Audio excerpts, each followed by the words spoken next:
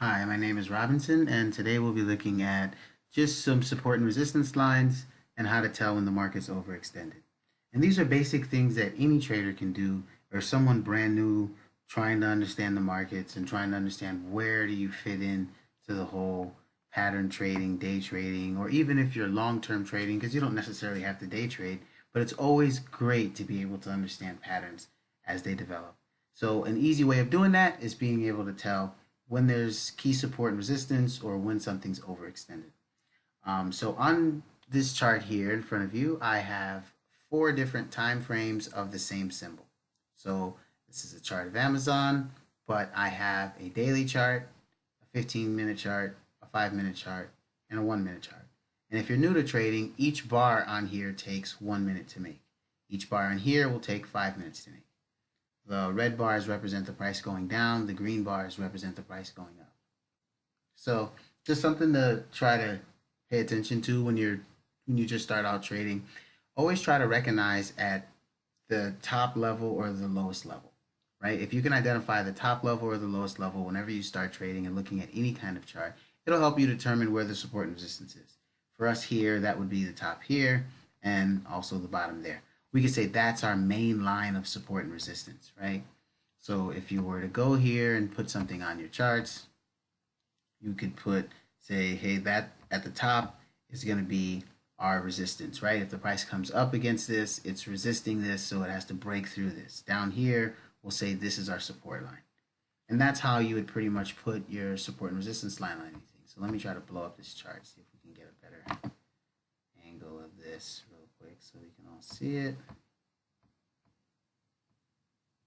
And when you set your support and resistance lines, they should make sense. So the further back I go by zooming out, those support and resistance lines should still be somewhere on the charts. They should be somewhere into bars or close to bars that let us know, hey, this was a key bottom down here and it just did nothing but go up from here.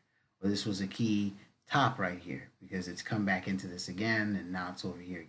You know, sometimes it breaks above it a little bit, sometimes it breaks below it a little bit, but it makes sense to have those lines there. So that's just the key way of telling support and resistance. And if it ever came into the lines again, you'd want to pay attention to it.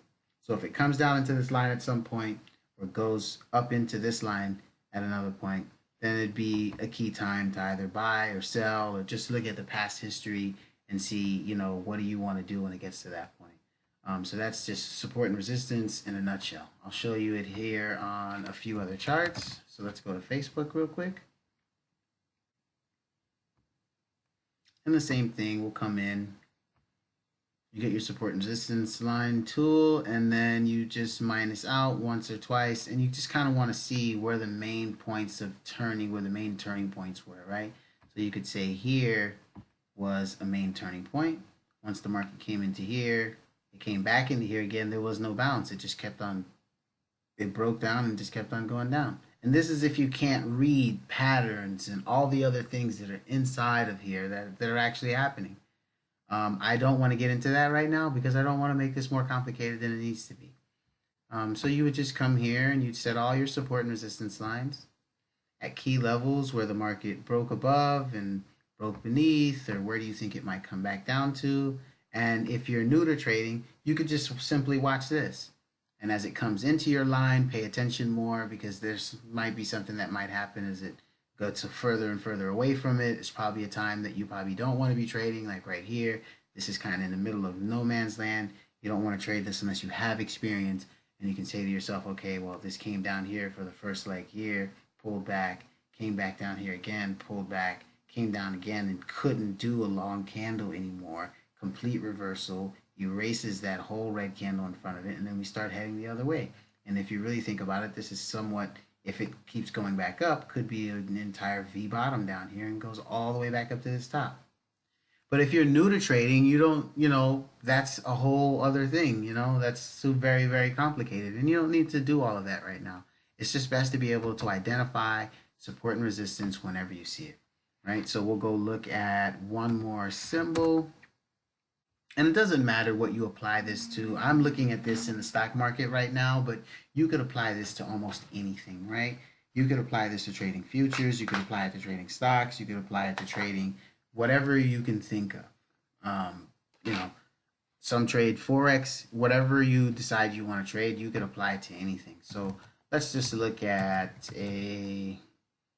look at the Euro USD, right?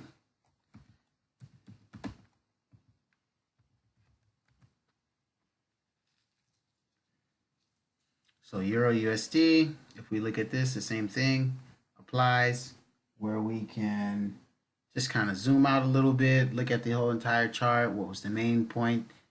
The top point was here, probably somewhere, right? When you say that. And then you could say the next point is here somewhere. And the lines don't have to be perfect. They don't have to make sense. What we're mainly looking for is, where is the biggest turning point? Where is the point of inflection at? What's happening at each point? So the lower levels you don't necessarily have to put lines next to, only because you have the market trading way up here. So it's not necessary for us to put support and resistance lines down at the bottom or anything like that. So this is just key things to watch out for when you're trading support and resistance.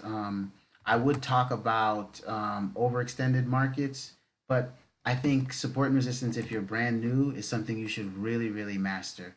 So take some time, go over charts. Don't try to practice when you're actually trading. Try to practice when you're not trading, and just set support and resistance lines everywhere, everywhere, everywhere. And after a while, you should be so good at setting them that they all make sense a week from now, 3 weeks from now, 3 months from now, and they just keep benefiting you because they just allow you to take trades. And like I said, when it's trading in between those support and resistance lines that you may have set, like, on Facebook or whatever, when we were talking about that, try not to trade. These are times when you want to avoid trading the market because you're just not sure about what the end result could be. This could go all the way back up. This could come all the way back down. If you have more market savvy and you understand different patterns, then obviously you can trade that. But if you're brand new, just try to trade around your support and resistance lines. They're going to really, really help you avoid getting into trades that are in no man's land, where the market's just sitting there and you can't tell if you're going to make money on this, if you're not going to make money on it. And that's not a good place to be, even if you're starting out. You want to set good rules, good parameters. And after a while, you'll be so good at trading, you won't even need the lines because you can just see them on every chart that you trade. So I hope this video was helpful. I hope that, you can tune in more to different subjects that you might have and different things that you might want to know. Just send me a line, send me a comment, let me know. Thank you.